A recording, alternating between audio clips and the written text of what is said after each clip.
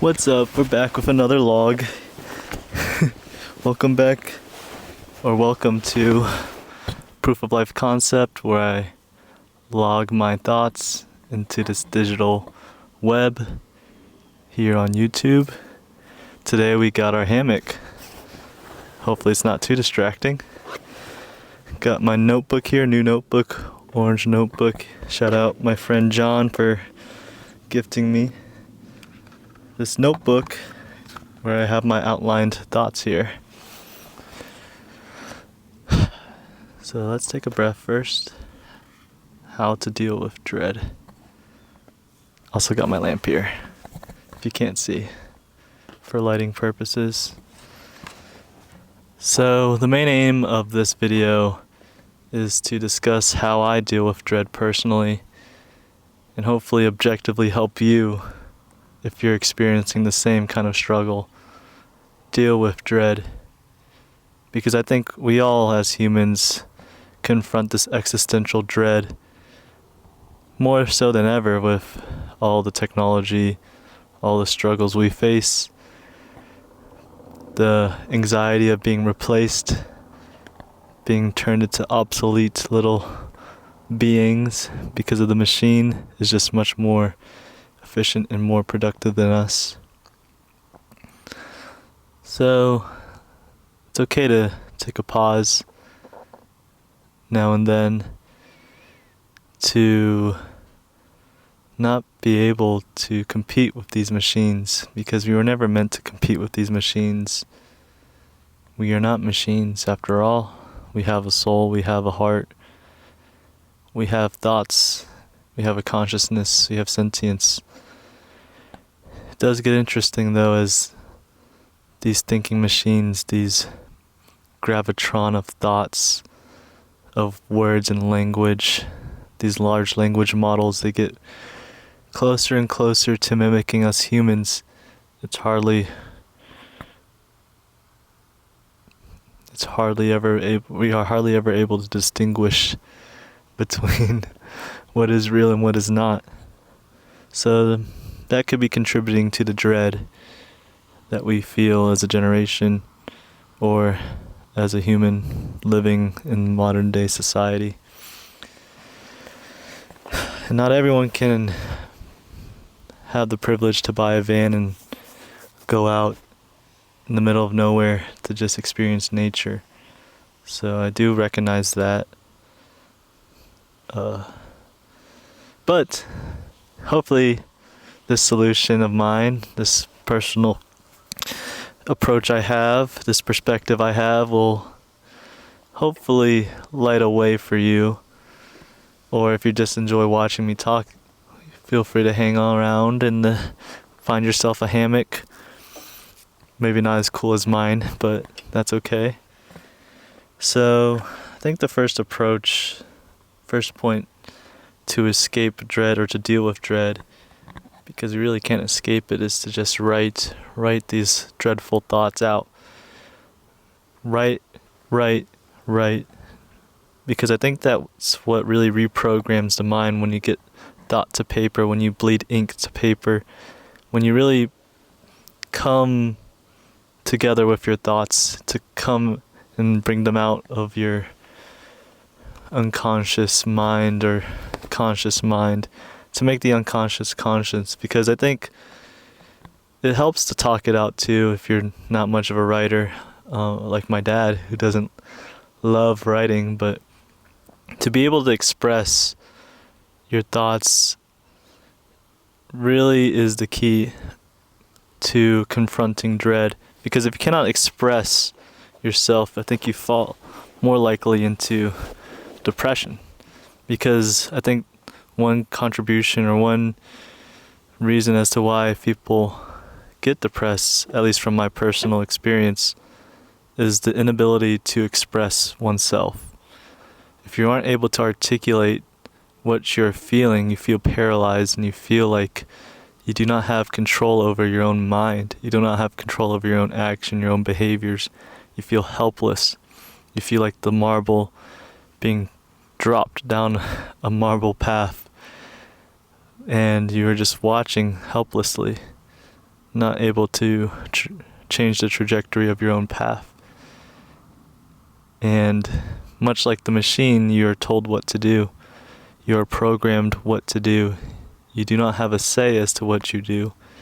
And that creates a dreadful experience, I'll say. At least that's one line of reason that is likely to be true.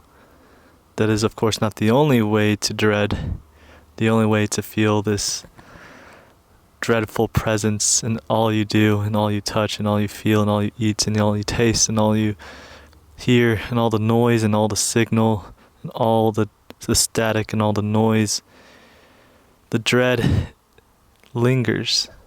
And I know how that feels. Maybe not how it feels to you, but to me, I know how it feels. And I think to write it out, to express it out, to get it out of your system and put it out, whether to yourself or to others, to share it with others, I think is a very productive way, very flourishing way to confront your own dread, your own anxiety. Yep. And I think by doing so, you can either create this awareness outside of these thoughts, these dreadful thoughts, this existence, to detach from it and become more in tune with nature. Of course, I'm no hippie. It's hard to beat the allegations because I do have a van and I do live in it partly, part-time. But nature, I feel, is a stronger signal towards the good as compared to what is artificially made. What is found in nature typically is better than what is found in man. Not saying that you should do all these drugs in nature and all these shrooms. I don't necessarily recommend that, but if that's what you like to do, I mean, that's cool. But I think to find clean signal, to find true soul, I think it is found in nature, in the universe's nature. And I don't know, that's not the most helpful advice, I know. But it's something you have to experience yourself. Something I cannot speak onto you. I could try and showcase nice clips of all the nice nature parks in my country, in the US, across the world, but you'll never be able to experience what it's like to breathe the air of another country, to feel the water flowing around you, to feel the scene of the valleys and the trees, the fog and the mountains, the Smoky Mountains. It's like I saw a dragon in those Smoky Mountains in Tennessee. I couldn't tell you how to describe that feeling of that majestic presence of nature's divinity. Because I don't know. I think you, in nature, are able to separate from the noise and really listen to your own mind. Because I think our mind does come from nature, whether that is from God or from the universe itself. We are not born out of a void, although we may exist in a void of mind. I think there's a nuance there that I do not have the answer to, the origin of life. So that'll be for another video. Hopefully it's not too loud. I have the van door open and there's jets passing over, and the wind helps with the lighting. And then presence. Find peace in every step. Find peace in every step. I think in every moment you can find joy and peace. Even through all the muck and all the noise, there's a way to feel peace and serenity and zen. although it's harder in some other situations, or harder in particular situations. And no one will blame you if you cannot find peace in the chaos, in the violence, in the hate. But hate makes you want to forget peace. It makes you want to forget love. It makes you want to forget who you are. You should not be attached to good or evil. I think something I read in a Carl Jung book, The Red Book, he said that neither good nor evil shall be his master. Although maybe that is sacrilegious to say, to detach from both good and evil and to really have an objective view of both, because sometimes righteousness, sometimes the good makes you perform evil acts, and sometimes evil even leads you to the good. There's a duality there that relates to shadow work in dealing and confronting the shadow in the void.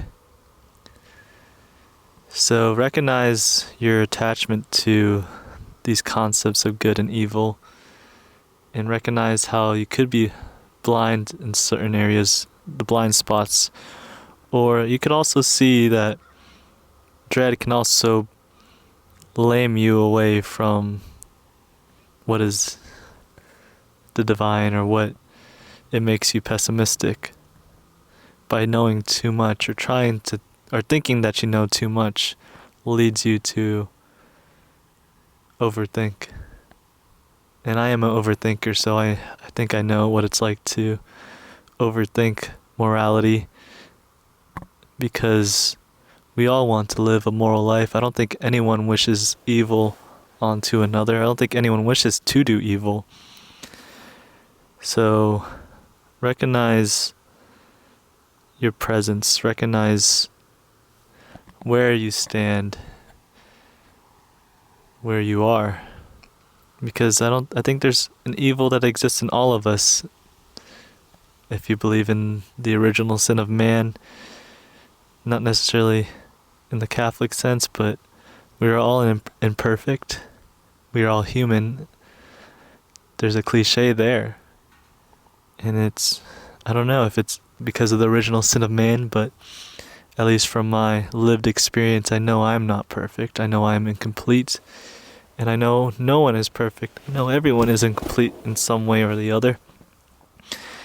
And because of our incompleteness, it leads us to hate. It leads us to scarcity. It leads us to this mindset of needing more. But that need for more disturbs your peace. And I'm not saying you shouldn't have ambitions, you shouldn't have pursuits, but acknowledge that maybe the pursuit you are chasing may not be something you really need. What you really need to do is live below your means, and you'll always be a rich man to find real wealth. Of course, money is another conversation, and I think more money leads to more problems, but also having a certain level of money allows you to feel less dread because you don't have to worry about it. I think something I've been trying to get to, the level I'm trying to get to, is to get to a level where I'm making enough money. Not necessarily more, but enough to live the life I want, enough to live below my means, enough to support and provide for the people I love. Fear and greed are the biggest opponents against peace. Fear and greed prevents us from peace of mind. And I'm not saying you should always be woo-woo and peace of mind and like peace, love, unity, respect, because I think it is overdone and people sometimes don't really mean it when they're saying it in all those festivals where they're just getting high off their mind. But no judgment there. I mean, I think peace really requires a certain level of presence of mind, a certain level of awareness, a certain level of understanding of oneself. I mean, it's okay to be lost. And I think an acceptance of how you are lost is a helpful step towards confronting the dread.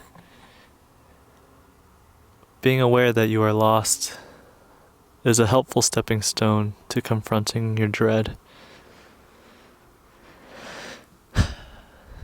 Or you could be disillusioned. I don't know.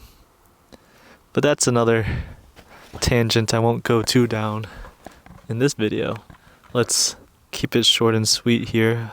I need to see, I'm not sure how much time I have right now.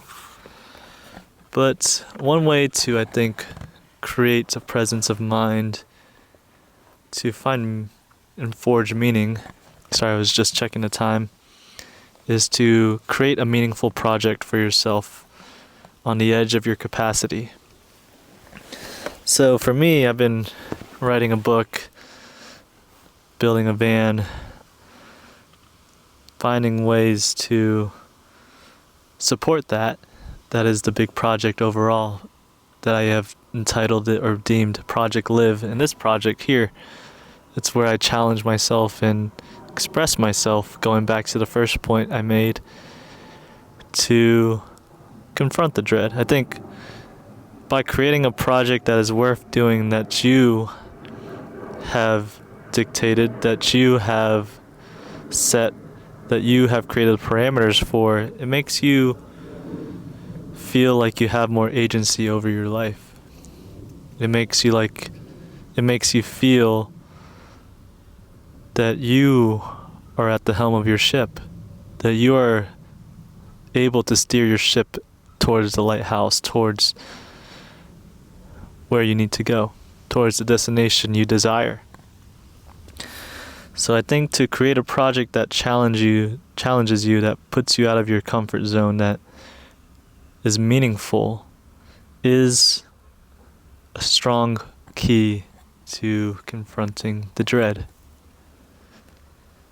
Something to look forward to. You project yourself onto these projects. You project your soul onto these projects. But mind, body, and soul, they all intertwine. So whether that be a physical project, I don't know. But create a project, I think, that has helped me create a North Star, a compass, a map for me. And you are witnessing this project unfold as right now. And lastly, I think the last point I'd like to make is that joy can exist in the dread. Somehow, some way, there are humans that are able to look forward to doing hard things. Those people tend to be the most successful. I'm not saying I'm always like that. I do dread certain moments, and I lack the motivation, and I procrastinate, and I don't end up doing the things, and I end up spiraling into more dread and existential anxiety and obsoleteness, all these negative emotions and experiences. But you must know that joy is possible within dread. People like Viktor Frankl are able to experience and witness joy even in the most dreadful situations, even in the most depressing, the most straining, the most violent, the most horrendous situations. There are certain people who are able to find joy, possess joy, create joy in the most dreadful situations. And that is beautiful, I think. I think just being able to witness that should spark some joy. I hope one day that if I'm ever in those situations, that I too can be a source of joy. I don't have that much belief in myself yet. Maybe I do. I don't know. I've never been in such a situation like Victor. I hope I'm saying his name right. or I'm referencing the right person. But to be put in that situation, I could never imagine. I could never fully imagine because I've never experienced something like that. I've only experienced the void of my own mind and my own experiences 10 years ago through my psychosis and through my manic depression. But comparative to the struggles of humanity, it is but another droplet. But it is my droplet. And it matters. Oh gosh. But let's wrap up. Life update. Been working on a startup to help restaurants with their financials, their weekly financials. Still writing consistently. You should subscribe. You should subscribe to my Live Life letters in description. I write every week. I've been writing for almost a year now, since last end of November, which is crazy. I think I'm on my 46th letter as I post this. That's where I just write about my feelings. And you'll get closer to the source of my mind, I think. There's a more of an intimate relationship there when you read my writing directly. So definitely recommend looking and exploring that. Other life updates. Halloween is coming, so that'll be fun. A lot of stuff. Oh, and winter will be fun because I'll be traveling to Taiwan and Thailand and all these places. My bank account isn't very happy, so I am struggling there. Not necessarily struggling, but I need to be more considerate of my budget, or these projects will not be able to fund themselves. So yeah, but I'm not too stressed about it. I think there's other stresses to worry about more that matter more. And yeah, why listen to me? Well, I think one perspective is better than none, and I am no Buddha, of course, but I don't think you're a Buddha either. You aren't no Buddha. So, unless you are a Buddha and noneness is your answer, or the non-existence koans and noneness, oneness, two-ness, three-ness, I don't know. Eastern thoughts are really cool. I like them because of the nonsense that I feel that I have a sense to. But I think it's worth more perspective. I really appreciate you watching. I probably should have put that part in the beginning of the video as to why you should listen to me. I mean, you don't have to listen to me, but you've made it this far, so I really do appreciate you. And I hope you stay tuned on my journey as I try to find the answers to the meaning of life. Internet friend, but I'm getting a phone call. It's my girlfriend. Say hi. Do you have anything you want to say to the Proof of Life concept log? What are you doing? What am I doing? I think I'm gonna come home for like 10 minutes. Okay, well, I'm wrapping up the video. Say bye. Bye. Tell them to subscribe. Like and subscribe. Okay, you guys can go now. Alright, see you soon. Love you. Love you, bye. Ooh yeah, ta-da. Alright, you heard it there first. My internet friend. Live on. And stop feeling dread. Or, I think, not stop, but I think you should confront it and feel it out and just don't linger in it too long, because that sucks. But sometimes it's necessary to linger in it a bit longer. So, that's all for today. Bye. Oh gosh, that was so awkward.